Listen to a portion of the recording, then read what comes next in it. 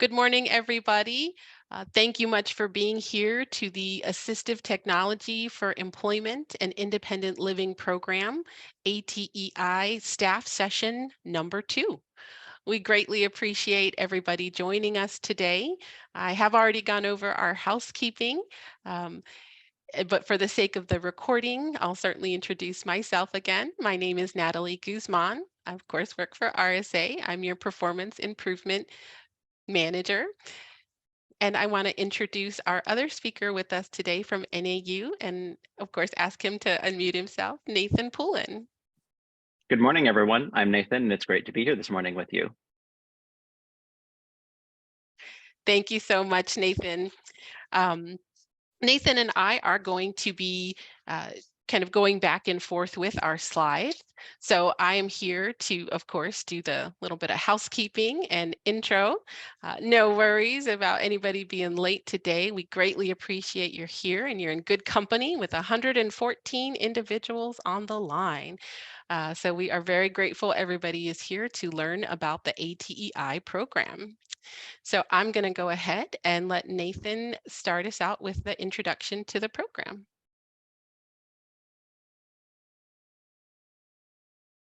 Thank you, Natalie. The Assistive Technology, Employment and Independence, or ATEI program, was established through a contract between RSA and NAU in March of 2022.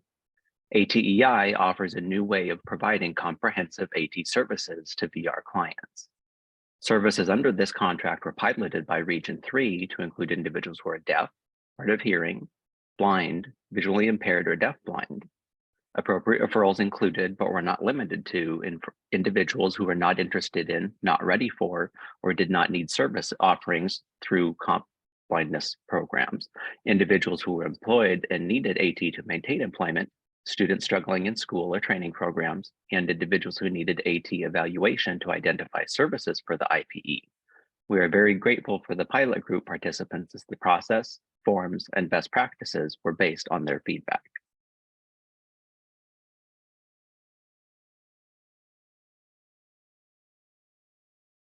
Next slide, please.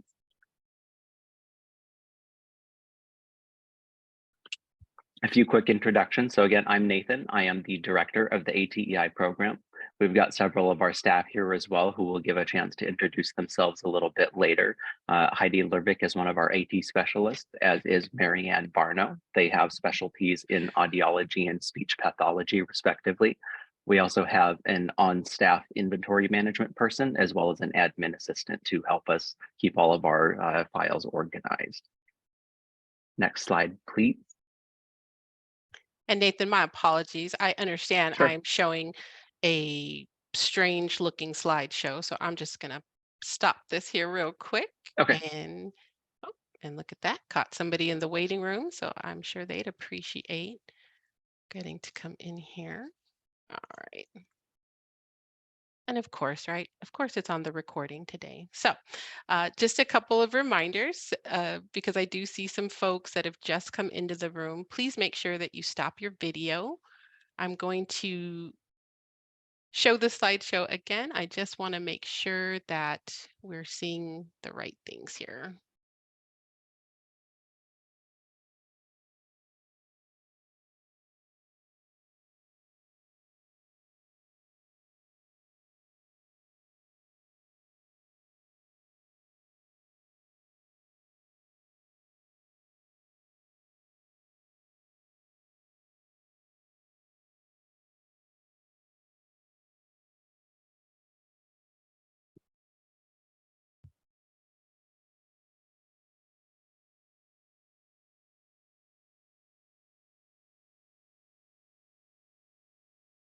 Sorry, folks, I'm just gonna show that, get rid of that presenter view here.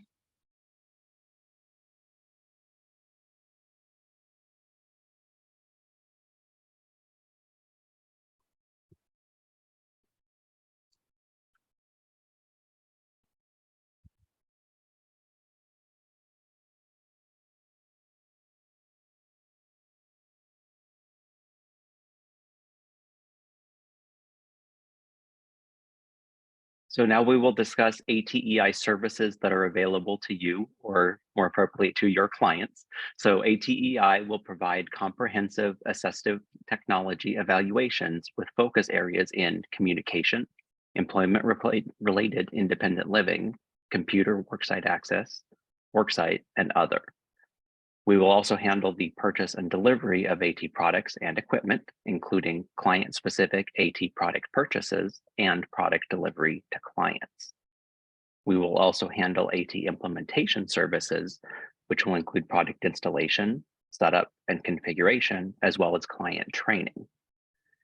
AT training and follow-up services are also available for clients who have previously received equipment and may need follow-up or additional training. And we will also have an equipment demonstration and loan library similar to that available at ASTAP if you are familiar with them. And we'll discuss that a little bit more later as well. Next slide, please. So now we're going to discuss a little bit about more a breakdown of the available services through ATEI. Starting with the comprehensive AT evaluations, those will focus on communication, which includes assessments that will identify speech or non-speech generating assistive technology supports necessary for communication with familiar or unfamiliar partners at work, school, and in community environments. Employment-related independent living assessments will identify daily living tasks that present barriers to employment and AT solutions that would increase independence and reduce or eliminate dependence on attendant care. Those may include self-care, emergency and wake-up alarms, basic meal prep, and telecommunications. Computer access assessments would measure the individual's skill and ability in the following areas: knowledge of the keyboard and typing speed with accuracy, ability to use operating system features, word processing, email and internet, note-taking and use of mobile devices. Functional testing is followed by the introduction of disability-related AT with a goal to maximize efficiency and minimize fatigue. Next slide, please. Worksite assessments will identify physical and sensory aspects of the overall work environment, software used on the job tasks, tools and technologies used for communication, including phone and network connectivity, and access to employer-provided training. And other, which would be assessments that may involve a multidisciplinary team or other necessary specialists.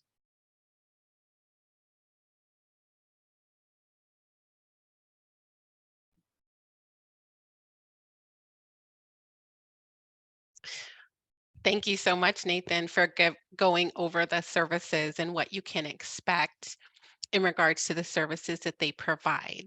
So let's talk a little bit about what this is going to affect in our case management system and our services. So as of 12/31/2023, so the last day end of this month and year, these services that are on this slide, and I will read them out loud, will be no longer available in Libra, our case management system.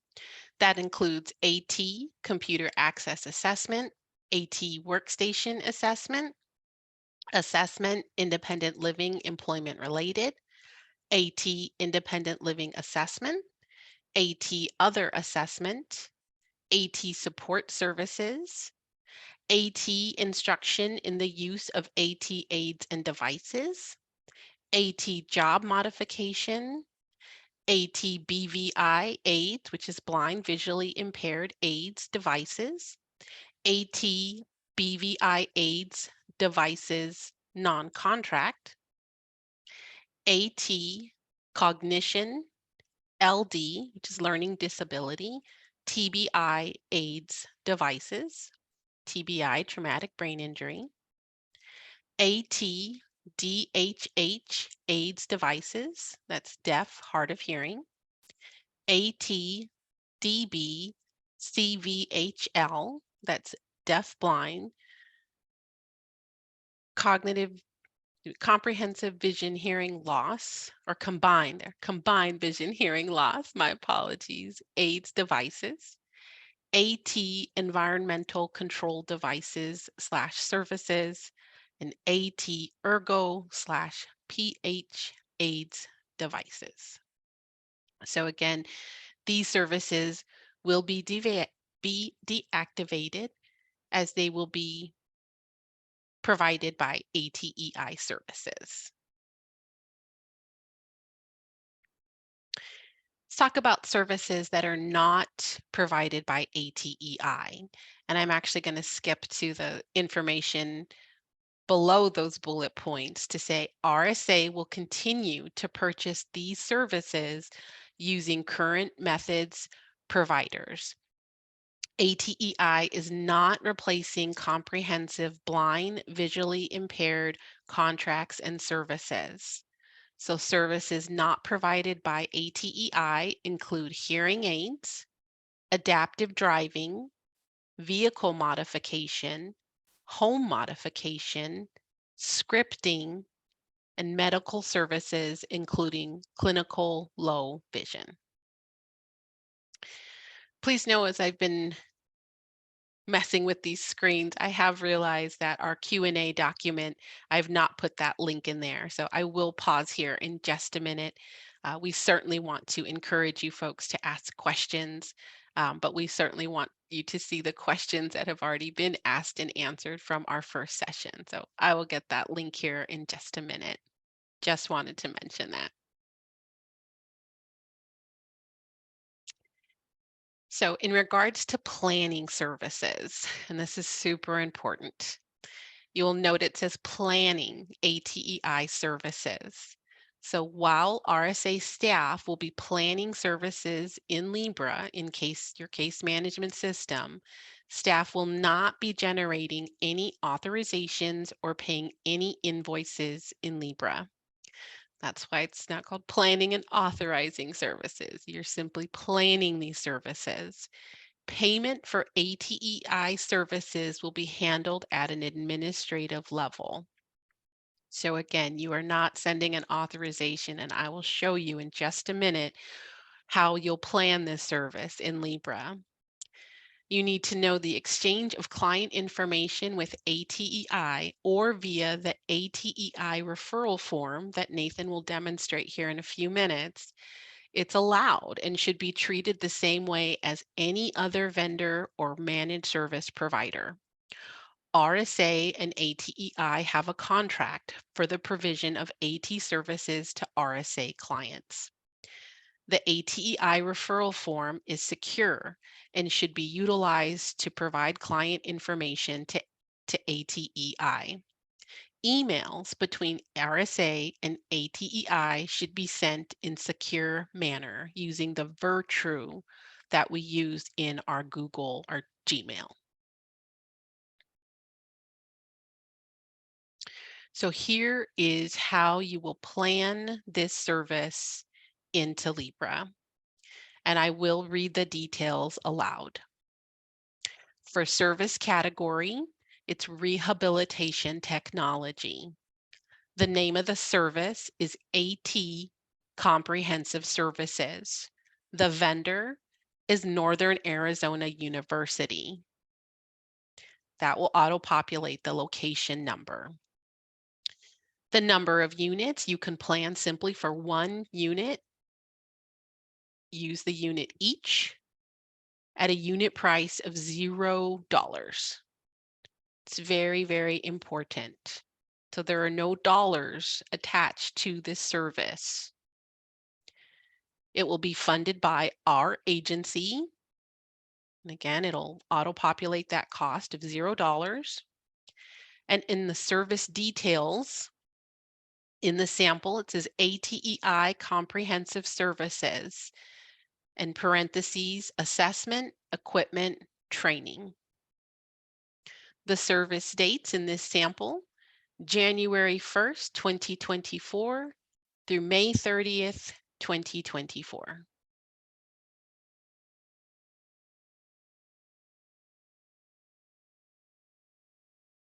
I know there are probably some questions out there. So when Nathan comes back on to do his next piece again, I'll make sure to get that link for the chat of Q&A. I'm just going to peek at the next slide to see here. Yes, the overview of the process. So I'm going to let Nathan come back on, and I'll go here mute and stop my video. Thank you, Nathan. Thank you, Natalie. So we're going to talk a little bit about the referral process and how you will send your referrals and client information over to ATEI, as well as the breakdown of the responsibilities between RSA staff and ATEI. So RSA staff will start by identifying clients that are in status 10, 13, 20, or 22 who are not interested in, ready for, or already involved in a comprehensive BVI program.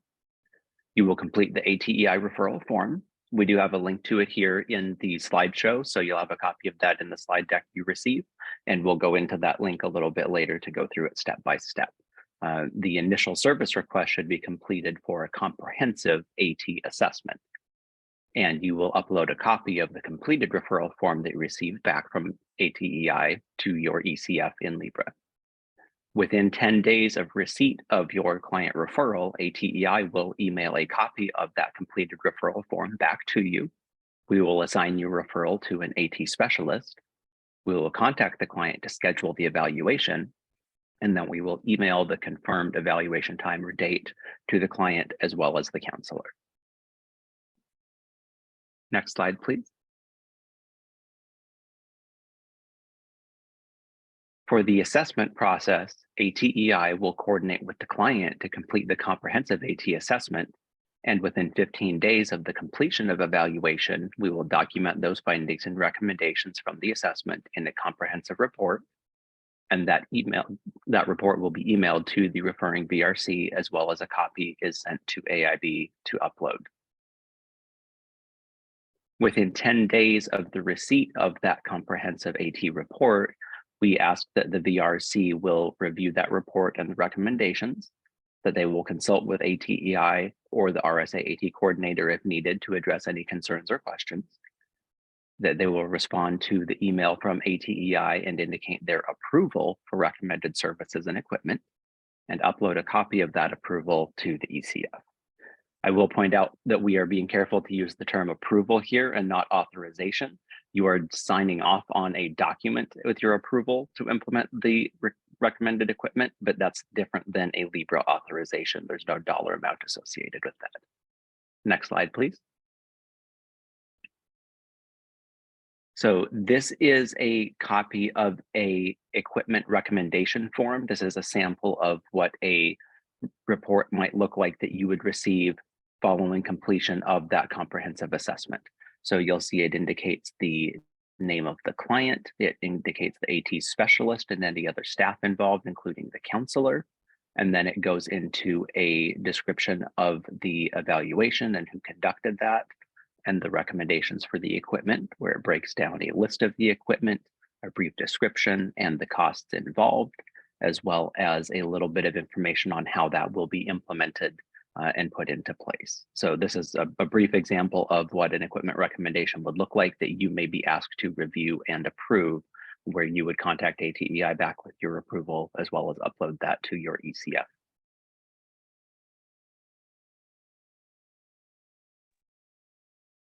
So you will see there is a spot at the bottom of the form here where we indicate the counselor name, and we give you a couple of checkboxes so that you can indicate your approval and your signature. This can be done as a wet signature if that is easier for you, if it's easier to print it and scan it back in, but it can also be done digitally as an Adobe or a PDF format.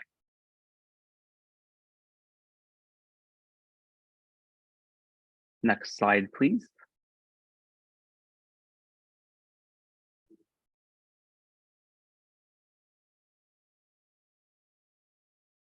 Going into the purchase and delivery of equipment or the provision of implementation services, there are a few other important dates and timelines around these processes.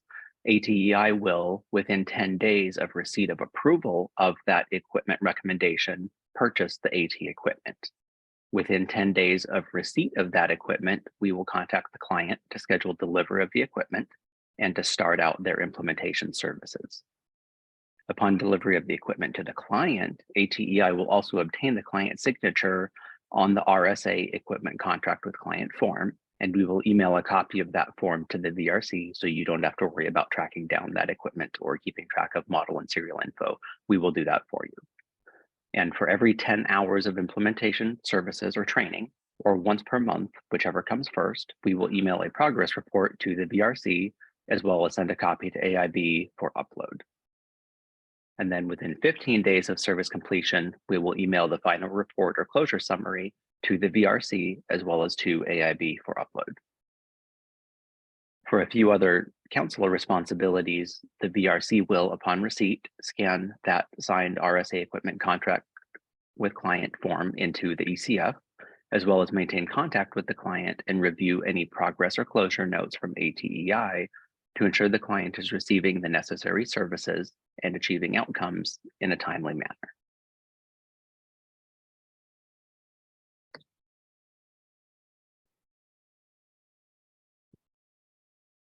Thank you so much, Nathan, for going over those pieces. I always am grateful that you go over a bit of the RSA responsibilities as well. Um, as Nathan mentioned, some of those staff responsibilities, I also just want to really uh, reinforce some guidelines here, because the communication is really key to these new services. And so, of course, we really expect you to communicate with the ASRSA AT coordinator, SULAHU if necessary, or ATE staff if there are questions about ATEI services, recommended services, equipment, etc.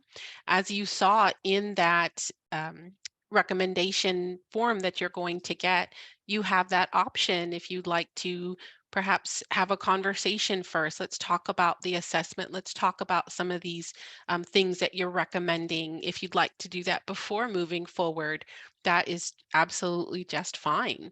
Of course, we want you to provide thorough information and relevant attachments when submitting referrals to ATEI.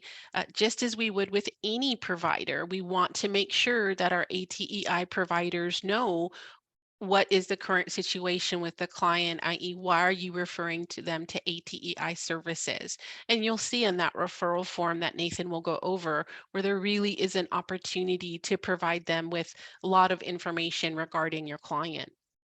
Of course, we expect you to review those evaluations, recommendations, and client progress reports. Again, if there's something in that evaluation that doesn't make sense, or you're really not sure what the direction is, reaching back out to the evaluator who did the assessment, or reaching out to our AT coordinator. Let's talk about it. Let me make sure that I'm really understanding this assessment. And of course, the recommendations and client progress reports, just again, as you would with any vendor. With the progress report, right, we expect that the client is moving forward, that they're learning the skills, especially in regards to perhaps their computer skills, or what they are, their AT equipment that they're learning. We would expect to see progression. Communicate approvals, again, approvals for recommended equipment services in a timely manner. That's why this PowerPoint really does go into the, within 10 days, within 15 days. We really want to make sure that, again, we are moving forward with these services. Just as soon as we get those reports, we should be reviewing them, moving forward, again, making sure the client gets what they need in a timely manner. And of course, we started with communication. We're going to end this slide. Maintain ongoing communication with client and ATEI. Again, just as when your client's engaging with any other vendor, it's also important to check in with your client. How are things going with that AT equipment? Are you able to use it? Asking them what their experience is with ATEI is going to be very important, just as it would with any other vendor. In regards to the ATEI staff responsibilities, of course, here today, Nathan provides that program management and oversight. They also process the referrals for AT assessments, implementation services, and equipment. They assign clients to the AT specialists. And today, Nathan, when he goes over the referral form, he'll mention some of the team members that are here today. And we're hoping that they chime in just as they did on Tuesday with some of the experiences they've already had, some of the success we've already seen with these services. Of course, ATEI staff are to review assessments, recommendations, and client progress reports prior to submitting to RSA staff. Of course, it's important that they obtain that RSA approval to purchase equipment and services, that they order the AT products, track and deliver to clients, and of course, provide ongoing communication with the RSA staff and clients. Meaning if something isn't working out well, if things aren't moving as we expect them to be, we would also expect that AT provider to be reaching out to you as the counselor to let you know what's going on. Of course, to provide training to RSA staff is needed, which is why I'm so grateful that Nathan and his team are on the line with us today, and to also do some quality assurance and program evaluation. This is a brand new program, folks. As Nathan mentioned, while we have piloted these services within Region 3, as we move forward to providing these services statewide, there could very well be additional things that come up. And so it's going to be really important that that quality assurance and program evaluation piece so that we determine as things are moving forward that this is in fact the process that we want to keep and continue to move forward with. So what are some next steps here before I get into that referral from the program side of things? So from the RSA side. So all RSA referrals to ATEI may begin as of January 1st, 2024. For that list of deactivated services, there will be no new authorizations for those services after 12/31/2023. By deactivated, most of you know that means behind the scenes in Libra, those services won't be there for you to choose from. Some of you may be wondering, what about currently though? I just sent an authorization to a vendor of one of those deactivated services. That's okay.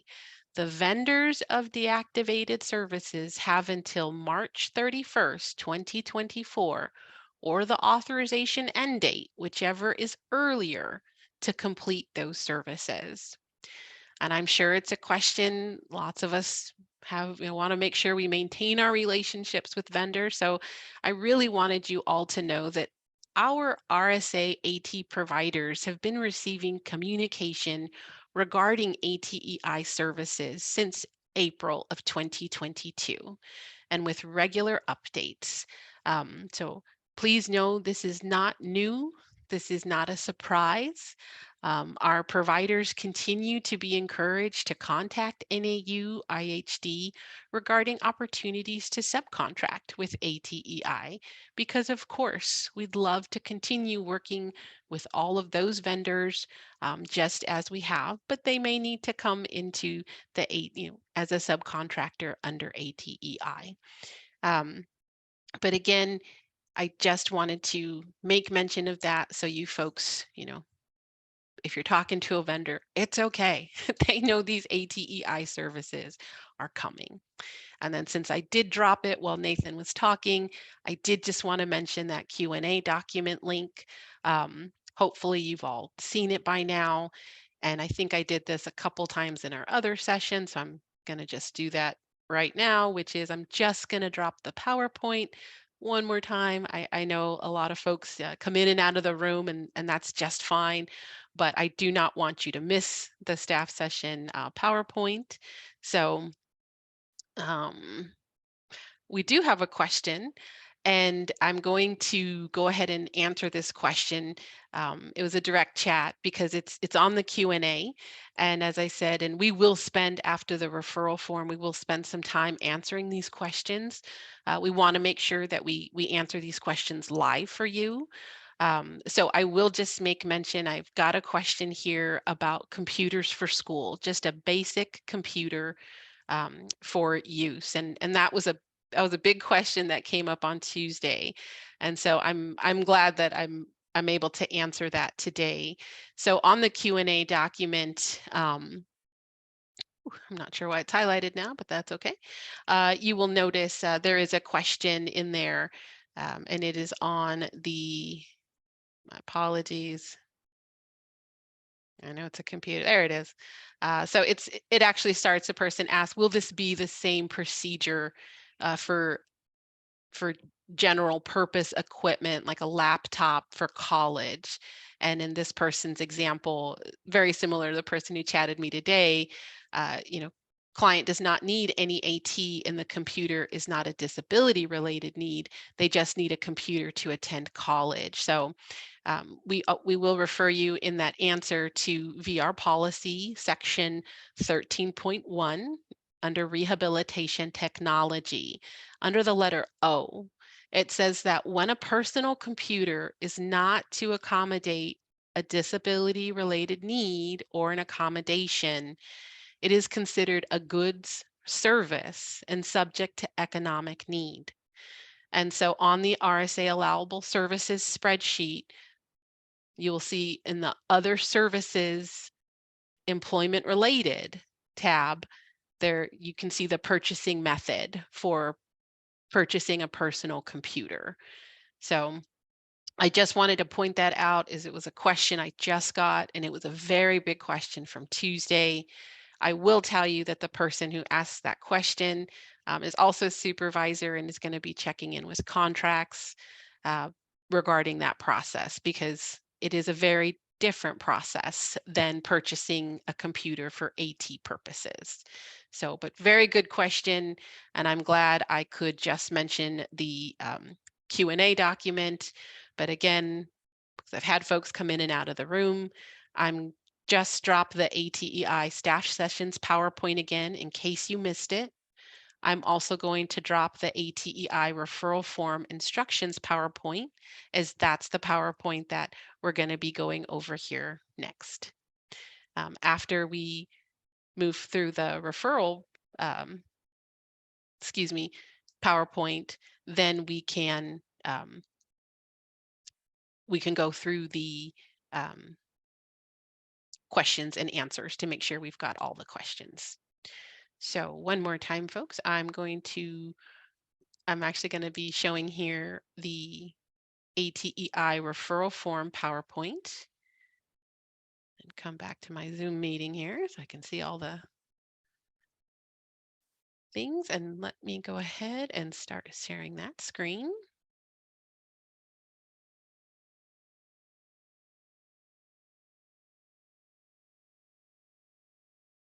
And then I'll go back on mute and let Nathan take us through the referral form.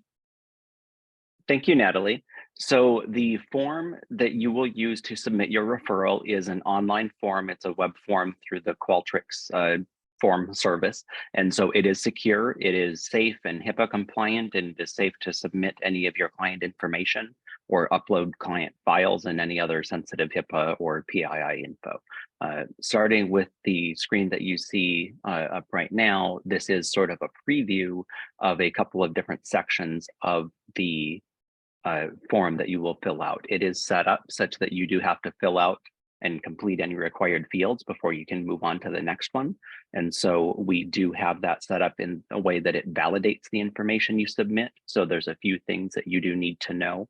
You start with the left-hand side of this slide, the referral for services information form, by submitting information about yourself as the referring counselor. So the date, counselor name, email, and other contact information.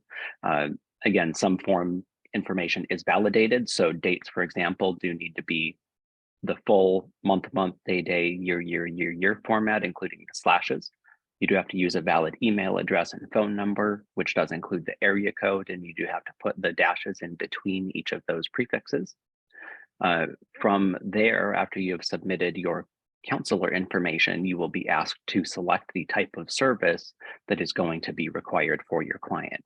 And so those choices are a comprehensive AT assessment, a follow-up AT assessment, AT implementation, training and supports, or AT equipment. So the differences between these are that a comprehensive AT assessment is typically their first touch point of AT services, where we will take a look at anything they may possibly need. Even if the referral is primarily for employment related, for example, we will still ask them some questions to make sure that they have the things they need for their independent daily living, that they can wake up and get themselves to work and all of those other sorts of things. So it is meant to be as comprehensive as possible. And if we find things that may need to be addressed that were not part of the original referral form, we would put that in our report to give you as the counselor the opportunity to determine if those services are appropriate for the situation or not. A follow-up AT assessment would be done in a case where a client maybe received services in the past or a prior evaluation. They may have had a change in their condition or their situation, or need that additional assessment because the situation is now different for them. AT implementation, training and support is a service that would be selected if you have already had a comprehensive assessment done, or the equipment has already been provided, but they just need some additional training. And AT equipment is more of a standalone equipment purchase. If a prior assessment has been done or recommendations are already in place and you just need updated equipment or to procure that equipment, you can put that under the AT equipment selection there.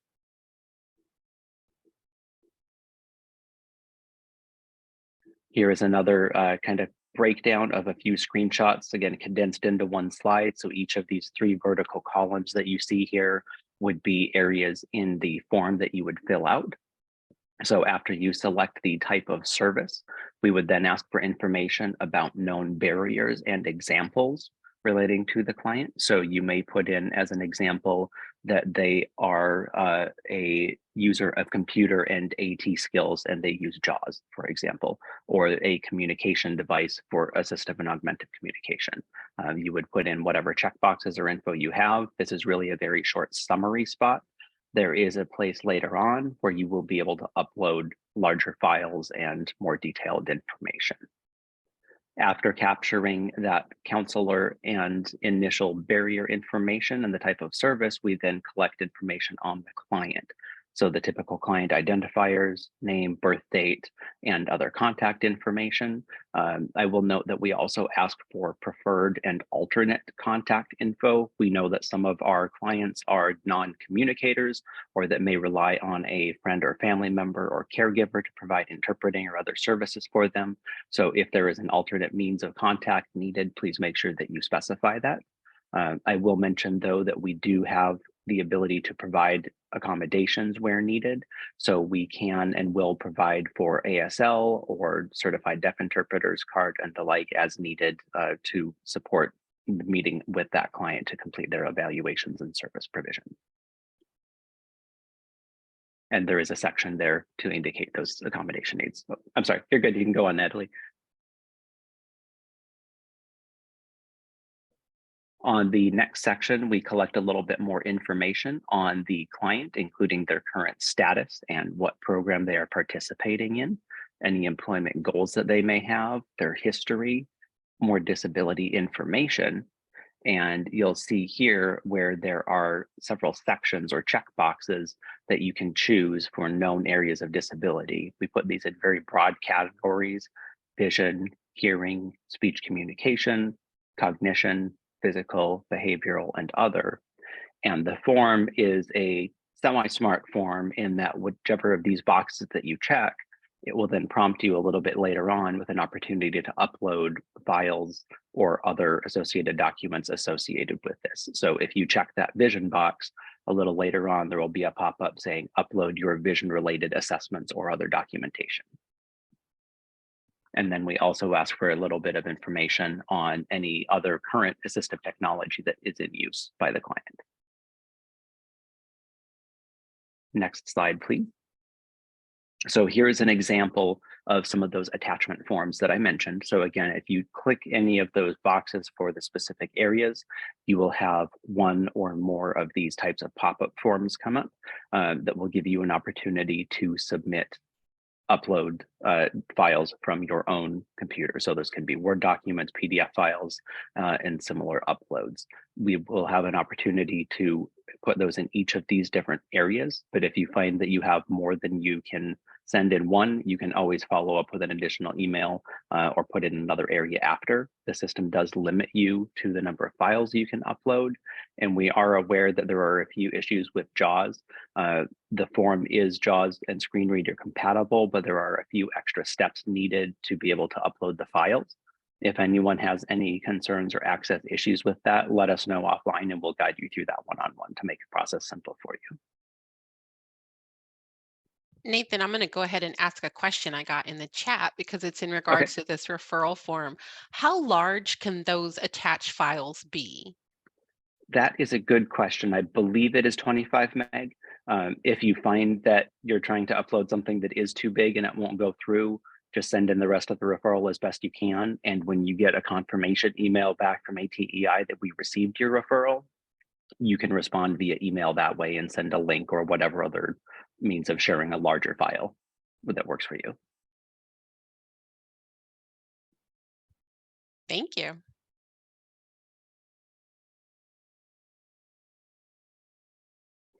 So this just wraps up the rest of the upload forms and any other notes. And so that's a spot where you could put in, have multiple uploads, or we'll email other files later, for example.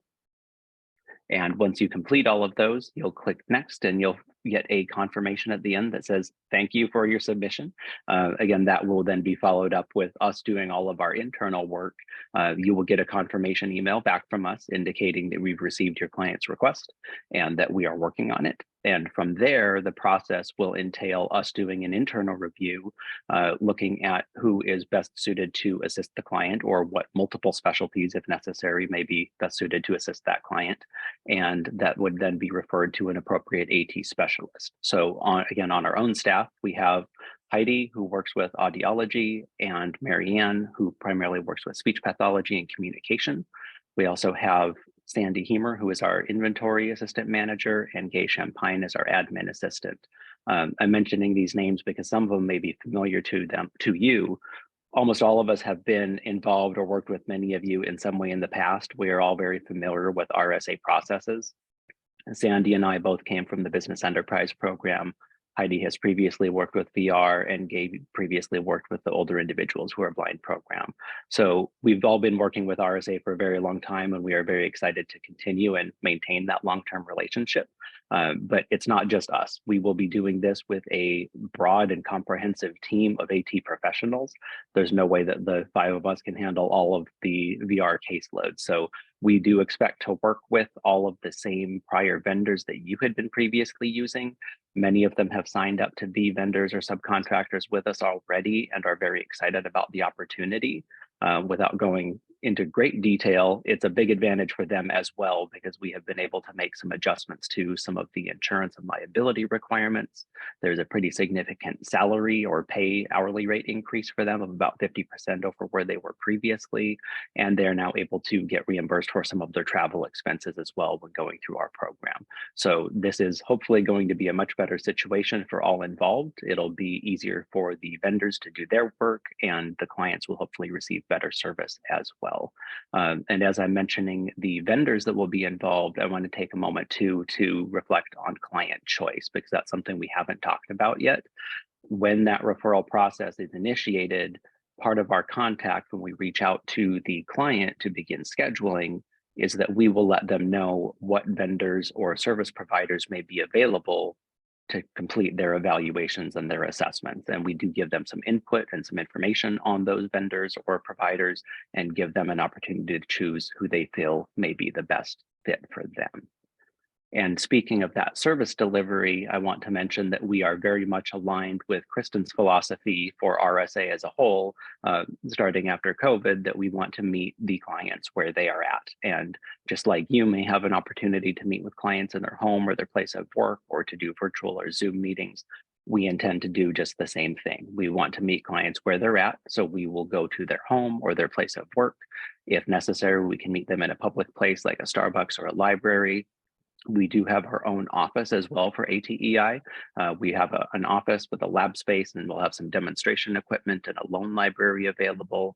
Our office is based out of Mesa in the East Valley, but we do also work cooperatively with our sister program, AZTAP. and their location downtown Phoenix. So we are able to share back and forth to utilize each other's lab spaces. And so if you have a client that needs to test out a demo equipment, that can be done at either site. We can also mail and ship the equipment, and we can also work remotely through Zoom. And I mentioned travel earlier as it relates to the vendors for payment purposes, but I do want to be clear that we do provide service statewide. We are intending to cover all areas of the state, including rural and tribal, wherever needed. Travel is always an extra time component, but other than the billing piece of that, it's not a big deal. We definitely want to be able to provide services to clients regardless of where they are or however works best for them.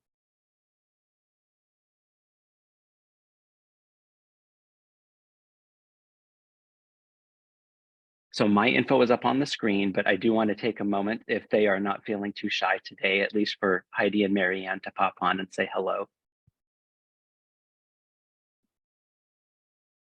Good morning. This is Heidi Lervick. I'm one of the AT specialists. Hi, everyone. I'm Marianne Barno, the other AT specialist with ATEI. And we just wanted to say we're very excited to work with all of you, and feel free to reach out to us with any questions or concerns. We're always available. And we can, Heidi, should we share some equipment that we've been able to get some people quickly? Yeah, let's please do that. One of the things too, I think, to make it kind of clear for all of you as well, Marianne and I, of course, not only focus, of course, on employment, but we've also had the opportunity for the independent part. And probably a lot of our equipment for the independents would be assisted listening devices or home alert devices for those with hearing loss. We have set up a lot of alarm clocks, smoke detectors, doorbells for safety, and of course, just to wake up so you can get to your job. So this is something that I know people have probably questioned with vocational rehab, but it is okay. It's been approved, and we're very excited to be able to do that during the pilot. Marianne, you want to add some other things as well? Yeah, so besides the home alerting devices, some of the equipment we've been able to purchase is like a sit to stand desk for someone who has a difficult time sitting all day working. We've been able to get an iPad with a communication app. And also looking at the equipment that we're able to purchase, it's not only that we're doing, we're also providing strategies for the client, for the employer, just overall ways that can better suit the client to perform their job duties. And yeah, like I said, we're very excited. Heidi, did you have anything else to add? Also too, we don't want you to think that we just think, okay, let's just get them this piece of equipment and this will be the best thing ever. We do have a little bit of equipment that we do loan out, but like Nathan suggested or mentioned earlier, the Arizona Technology Access Program, our sister program, and I'm sure a lot of you are familiar with that program. We're able to get devices from them and let the person try it for a couple of weeks to decide, yes, this is going to work, or no, it's not going to work. If it doesn't, we go back to the drawing board, excuse me. And that way we know for sure if that equipment's going to work for the person. So a lot of times our vendors will also get the equipment from ASTAP or from us when they go out to do their assessments.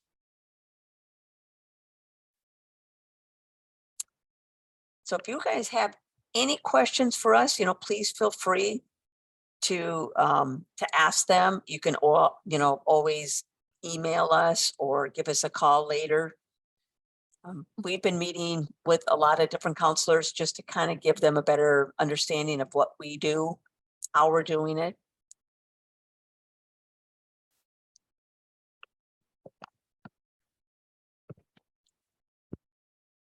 Thank you both for coming on and talking about your experiences.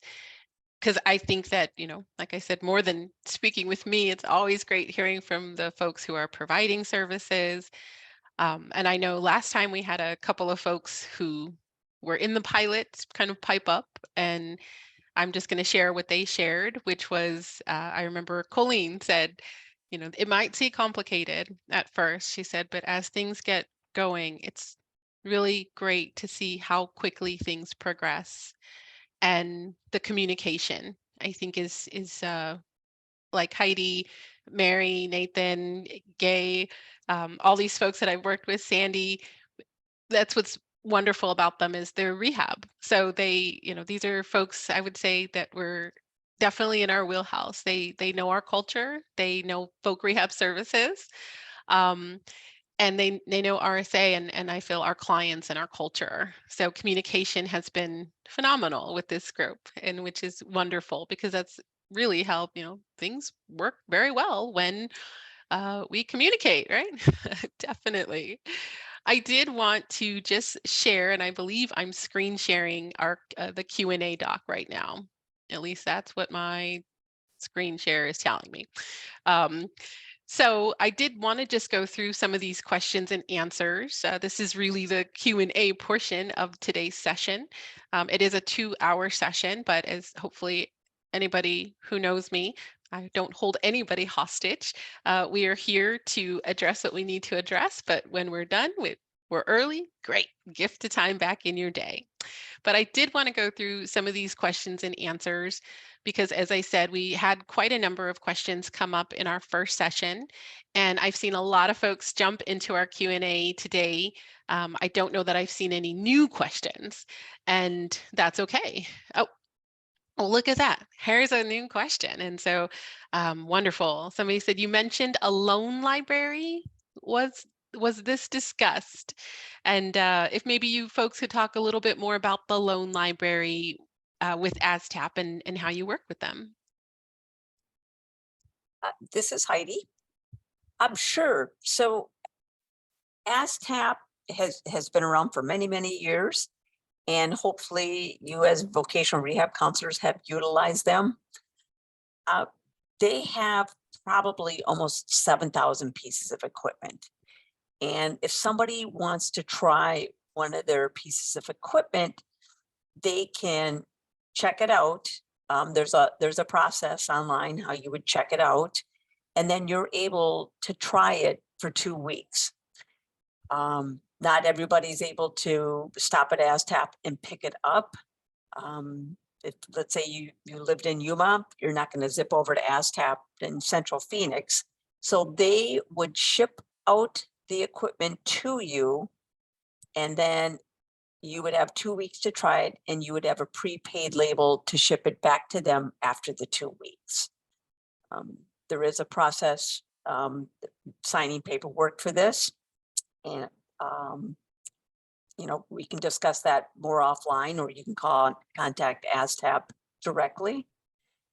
We will have in the future probably more pieces of equipment that we might be able to loan out, especially if we're doing assessment and we think that client may be able to utilize that piece of equipment. Maybe we'll let them keep it for a couple of weeks. We just don't have a whole lot yet. That's why ASTAP will be very important for our program to work together. Does that explain it, I hope? Or Mary Ann, do you want to add anything? I thought that was great, Heidi. I guess just to add the importance of allowing clients to borrow the items just to kind of see how it will work for them. If there is maybe something else that they want to try that could better suit their needs. So we're really fortunate to have ASTAP as our sister program while we're developing all of our equipment in our loan library.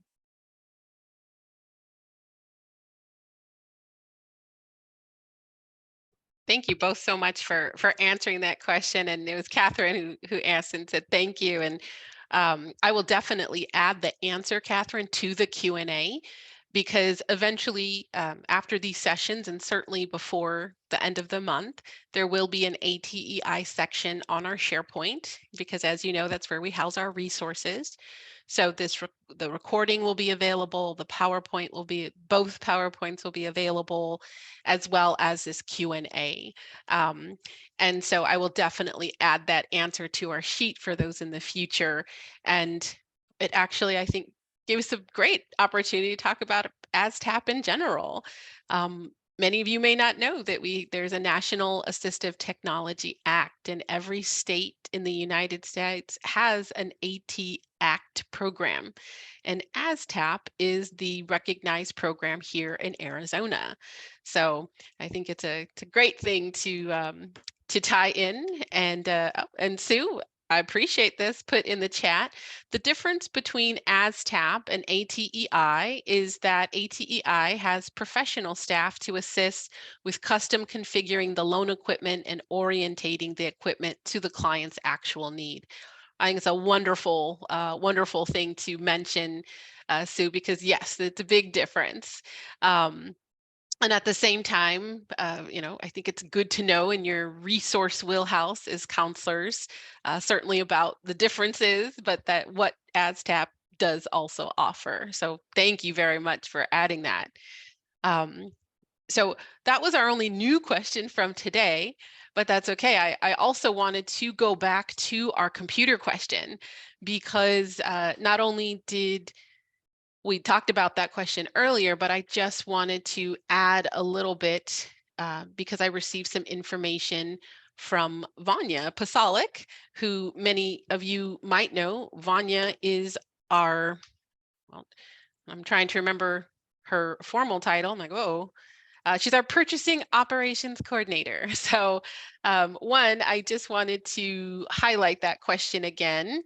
And so the question was, it's kind of strange. Will this be the same procedure we use for general purpose equipment, like a laptop for college? And so I did reach out to Vanya just to really make sure that we knew that purchase for between AT related and general computers. And so she did say that general computers were correct, other services, employment related. Now, she did say that right now, we don't have any active contractors in Libra for just general purpose. So the contracts team is definitely who you'd be working with and can clarify how general computers should be purchased. So just wanted to mention that again, because again, it was a big question that came up Tuesday. But I also just wanted to go through some of these questions, and I always appreciate when folks ask them and are brave enough to leave their name. One, we ask you to put your names on your questions because we want to make sure if we didn't answer it during the session that we get the answer and then we provide it to you so that we do a little follow-up. So I always appreciate when folks leave their names on the Q&A document. And the other thing is we really like to turn these Q&A documents into frequently asked questions so that it can, be there for anyone moving forward as they learn about ATEI process and may in fact have that question and, oh, wonderful, it actually was already answered here for me. So one thing I did, this first question that we have here, it's in regards to high cost IPEs. And I think just a concern in regards to the fact that right now, the direction is to plan these services at a cost of $0.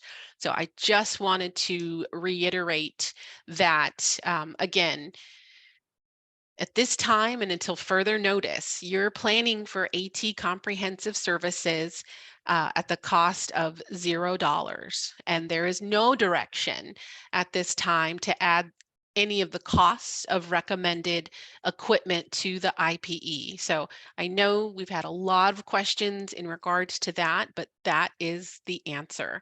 Again, this is a new program and service, and perhaps we will, be able to maybe that answer will change in the future is what I'm trying to say. I just got a question from the Q&A, so my apologies. I don't typically look at that Q&A. I just look at the chat. But the question was, do we provide language interpreters, translators for non-English speakers? Nathan or team, could you answer that?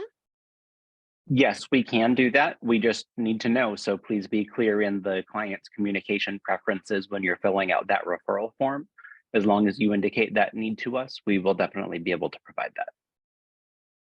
Perfect. Thank you so much. And Catherine had a follow-up question in the chat. It wouldn't be maintenance, education, training for the computer. So no, Catherine, again, we've asked this question to our purchasing operations coordinator, and the answer is, again, it is on the RSA allowable services. You would use other employment related services, and it's a what they call a contract in practical.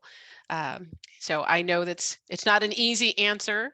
And I know that the folks that have reached out to me, well, I'll just say one supervisor said, oh no, we've been doing it wrong.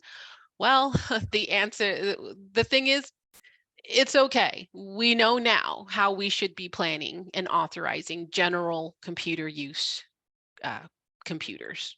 So, but that is the answer. So it's not maintenance, education, training. You're very welcome.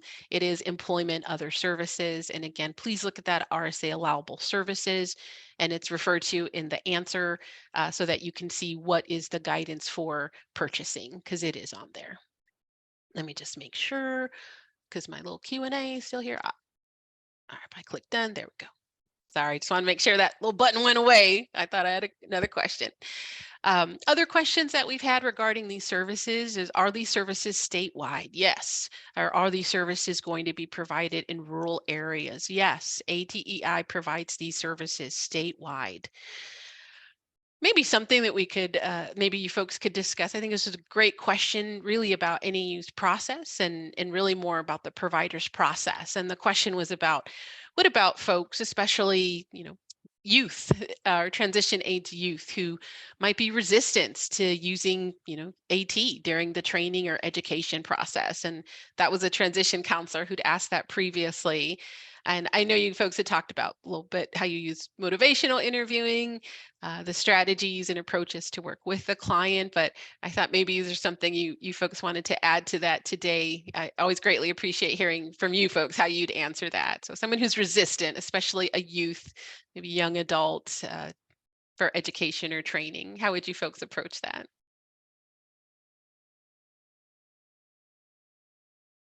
Well, not to put her on the spot, but I feel like Mary might have a better answer for this one because she works more with the youngsters. I will just say, though, that we will do our best to evaluate and report back when we see those types of needs and to involve the counselor so that they can follow up as needed too. And if we need to shift gears with that client and it seems that they are resistant because it's not working for them, we really just want to try to get to the root cause of that and find out why they are resistant. Did we choose the wrong item? Is it a perception thing? Are they worried about what others will think of them? We need to get to that root cause and find what's actually appropriate for them. So it's all about communication, though, and making that happen. I think you answered that perfectly, Nathan. So we would just be in communication with the client, with their counselor, with the team, and just see what the root cause is, like Nathan said, and then kind of go from there and see what other supports that we could provide or other tools that the client can try that might work better for them. Wonderful. Thank you both so much for adding to that. And I'm going to probably change up my answer a little bit based on what you said today. But, I think one of the most important things, and you said on Tuesday, it's much the same philosophy of rehab in that they meet the clients where they are. And just going to read a comment from Sue in the chat. Sometimes an AT assessment identifies a need for adjustment to disability services. Just a thought. Yep. Some disability specialties have formal services for that, and I appreciate that. And I think when this person, wrote that question, I think Sue's comment kind of goes into as well for, well, where is the person in regards to their disability? Is this new for them? Or if they are a young adult, is it something that is part of that adjustment? And I think, getting, like you said, to that root cause, where's that resistance really coming from? What is this really about? But again, meeting that client with where they are. And again, couldn't say it more, communicate communicate. So I love hearing, yes, reaching back out to the counselor, letting you know what's going on, and perhaps you as well have information that, oh, you know what, I think I know where this is coming from. So it's really important. We're going to address it as a team and communicate about it. So thank you again for adding to that. And thank you, Sue. Wonderful comments. I so appreciate them. Other folks, just wanted to know in terms of services, um, for clients, and just wanted to maybe clarify, these services are for all disabilities. I know I mentioned, about services, about comprehensive services for blind, visually impaired, not going away. But at the same time, just wanted to reiterate, while these services, the ATEI services, were piloted for Region 3, um, once it rolls out January 1st, it's all RSA, all disability types could be referred for ATEI. Thank you very much, Nathan, for just, I think, addressing this question today really well. And that was about the signature on that the form that the counselor gets, and they have the outlines of the recommendations. And as Nathan said, because somebody noticed our sample was a wet signature, and as he said, that's a preference. You can print it out, but you do not have to. They will accept electronic signature. It's a PDF form, and so I did put that in the answer, just you folks know. I'm also, it's not on this question and answer, but I want to mention that equipment client form, because it is a form that we do on the RSA side need to get signed by our clients. And right now, that is not an electronically fillable form. The ATEI folks, and I thank them, have asked me, is there a way to get that form electronically signed? So please know I have offered to look into that and to research if that's possible. But in the meantime, I just wanted to remind all of you, as we looked in the PowerPoint, and that is part of the RSA staff responsibilities, making sure that equipment client contract is signed and added to the ECF. Somebody had asked this question before, which Nathan answered previously, and that was, how many comprehensive assessments can be completed per client? And they said, the little bit of feedback they gave us, they said, I can imagine a student might need an assessment before starting college, but then different tools after they graduate when they are placed in employment. And I'm just going to essentially share what Nathan had spoke to, is there is no limit to the number of comprehensive assessments, but they would also use what we call a common sense approach, meaning consider the prior assessments the client had, the needs of the client, of course, progression, prior to completing an additional assessment. So, but there's certainly no limits, and that's, but it's twofold. Certainly still want to look into what has been done previously, and where are they. One thing I wanted to maybe even clarify, because I wonder if there's a difference in this question. Somebody had asked about if ATEI provides post-consultation report. And as I was looking at the chat afterwards, because I do save the chat and make sure I've addressed all the questions from the chat as well, we'd answered that, and we'd said, well, after completing that comprehensive AT assessment with the client, right, ATEI is going to document the findings and recommendations from the assessment in a comprehensive report within 15 business days. And at that time, the VRC can then agree to the purchase of the recommended AT services. They can disagree with the recommended services, or request scheduling of a virtual meeting to discuss the evaluation. But I was wondering if maybe what this person was also thinking was a post-consultation, such we would do, let's say, if somebody had a psychological evaluation. And so I just wanted to clarify with the ATEI team, in case I wasn't thinking, like when you have a psych assessment, right? And sometimes I think we do it at the same time. We plan for the assessment, but we also plan for a post-consult, meaning a meeting with the psychologist and the client to go over the evaluation. So that is also referred to as a post-consult. And Nathan and team, I just wanted to maybe ask, had that been requested in the pilot? I know we don't have a different approval for it, but I just wanted to ask your thoughts on that. Wondering if that's maybe what this person meant, like a post meeting with the client to go over the results, if you will, with the counselor. I have a feeling that might be what they were inferring as well, that it might be more like a staffing kind of situation. And so we're not intending to do that across the board for every single client. I think the volume of that would just exceed our capacity. That said, we're happy to do it when it's needed. So we will send the comprehensive report for you to read, but if anything is unclear or seems uncertain, or you just would like to get more detail on it, or maybe propose some other options, we're always happy to have those meetings on request. Yes, thank you. Thank you so much, Nathan, for answering that, because I think so too. And I think what's really important, as Nathan said, is the expectation is it's not like a psychological report where we're expecting that post-consult meeting. We, as you just heard them say, they don't have the capacity to do that. Now, in the chat, Sue has mentioned there's a checkbox on the feedback form to request a meeting. And yes, there is.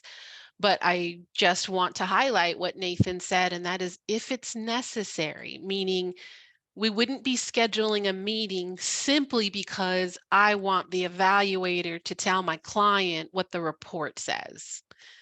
That is not the intention. You would be requesting a meeting if it's I have questions about this report that I'd really like to, make sure that I'm understanding. Sure, as Nathan said, maybe there is a staffing need to include that client, but I would definitely be communicating with ATEI, with who did the evaluation, to really make sure they're understanding what is the nature of that follow-up. Because again, and I will definitely change this answer in our Q&A to highlight again that it's not intending that there's going to be a post-report meeting with every client. There's not the capacity nor expectation for that. However, yes, there is an option to request a meeting, and that meeting really should be, again, for staff who have questions, need some clarification, and to include a client really should be case by case basis, checking in with that ATEI evaluator. So thank you, Nathan, for reviewing that question. Like I said, when I was working on the Q&As, I thought, just want to make sure we've got that fully buttoned up. So thank you so much. Somebody wants to know, excuse me, Sue, another reminder, reports would be submitted within 15 days of completion of the assessment, not necessarily the submission of the ATEI referral. Yes, that's true.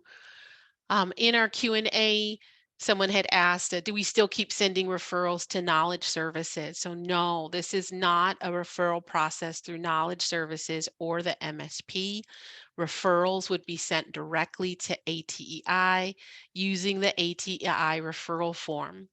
Now, in the Q&A, you can see that I actually linked that particular answer to the actual referral form, and I'm actually going to pop open the referral form, a live referral form, so that you can see that. So if you were to click that link, it would bring up, as you can see here on the internet, the ATEI referral for services, and I'm just showing you the live referral form that you would see. And so again, this is not an MSP or knowledge services process. You would submit the referral directly through this link. And so we did have some folks click on the link and, say to, oh, it didn't work for me. So, please send, you can certainly check that link again. You should just, be able to click right into it. But again, right? We're not sending referrals till January 1st, 2024. So please do remember, yes, it's open and it's live. Region 3 folks are in fact continuing to use the ATEI referral process. So so please don't be in there just playing around or messing around to it.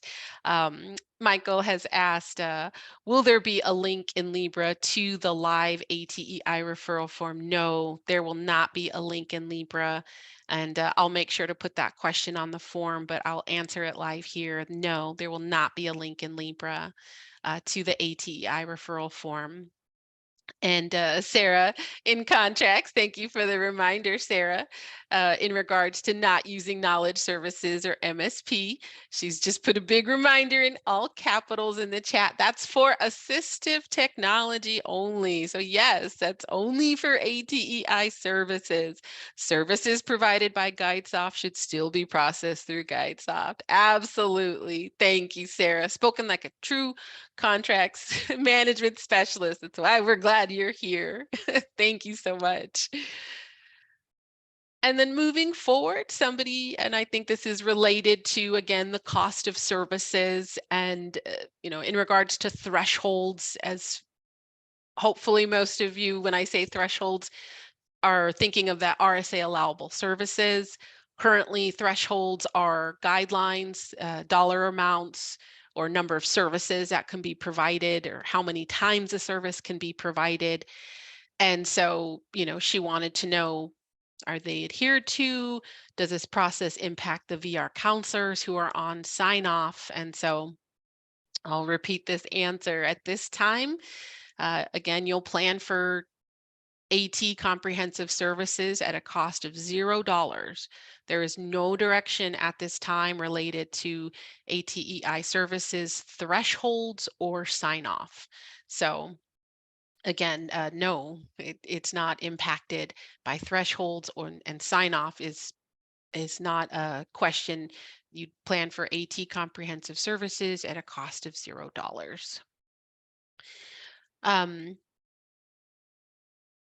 We did talk about ATEI. Can ATEI purchase independent living products? And in the example, Paul, our home mod had said, you know, like an occupational therapist who's recommending things for home mod assessments.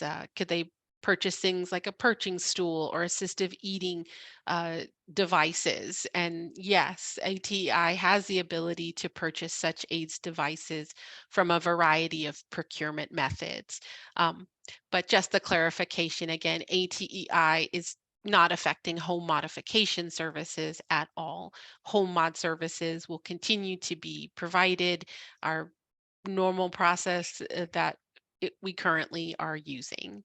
So, and there was another rather kind of related home mod question, but again, just a question about, will home modification providers be able to continue to install certain products? And again, yes, home mods will not be provided by ATEI, and RSA will continue to purchase those services using the existed methods and providers.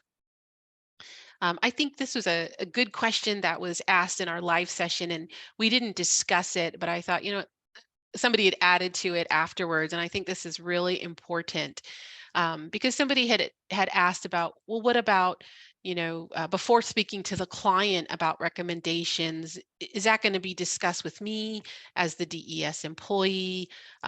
They mentioned, you know, some clients might have comparable benefits that would subsidize the purchase of recommended equipment. And so a supervisor, I should say a program manager, actually answered this question for me in reminding us that per our VR policy, rehabilitation technology comparable benefits do not apply to the purchase of assistive technology under rehabilitation technology. So, you know, I think that's a good reminder. At the same time, and Nathan answered this question live for us last time. Well, of course, you know, again, that counselor, you will be receiving that report with the recommended services and recommended equipment that be purchased within 15 business days. And again, the VRC can agree, disagree, or request scheduling a virtual meeting to discuss the evaluation and recommended services. So one I wanted to just mention, yes, of course, as the counselor, you have the ability to approve or disapprove, but in regards to comparable benefits do not apply to assistive technology purchased under our rehabilitation technology policy. So thank you very much to that program manager who answered that question. Um, we didn't have any questions today about audiology or hearing aids, but it was a question that came up on Tuesday. So I just thought I'd mention that again, hearing aids and audiology assessments will not be provided by ATEI.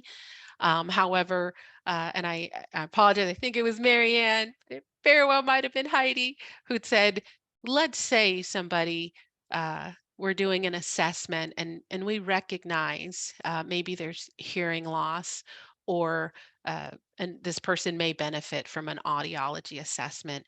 They would absolutely be communicating that in their report. And further, if they felt that some intervention needed to happen, if it really was a barrier to that assessment, then they would definitely be communicating with that counselor.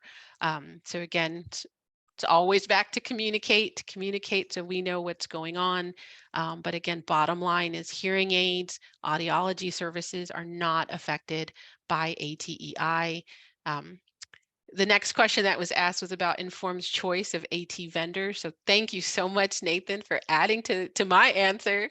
Last time, I just said that they would practice informed choice, but I will definitely be adding to that answer as Nathan expressed to us today, that when they get that referral, they do go over the different vendors with the client, the different vendors and service providers so that clients can choose, they can make as much informed choice as possible within their practice. So thank you very much for addressing that.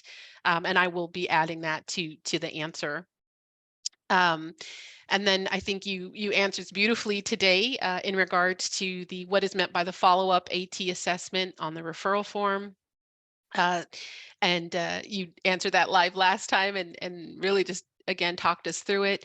That if the client had a previous comprehensive assessment or another AT related assessment, you would check the follow-up AT assessment, and again in that referral perhaps add the explanation or perhaps even attach what was previously provided, so that they know, okay, this person has had some type of intervention before, we're going to follow up. And then we talked about the loan library, and we've got a question in the chat. Is there a list of vendors that have already subcontracted with ATEI? Nathan, can you answer that? I can. So we do have some vendors on board. Most of them are not really fully set up yet because, as you can imagine, the insurance requirements for a government contract like this are pretty high, and that coverage is very expensive. So since they can't really take services for the most part until January 1st, they're not really effective yet. So we have a short list, but I would feel more comfortable sharing that list of vendors probably after January 1st when everyone has had a chance to get onboarded. Perfect. Thank you so much for answering that, Nathan. And Yolanda, does that make sense? Just want to make sure.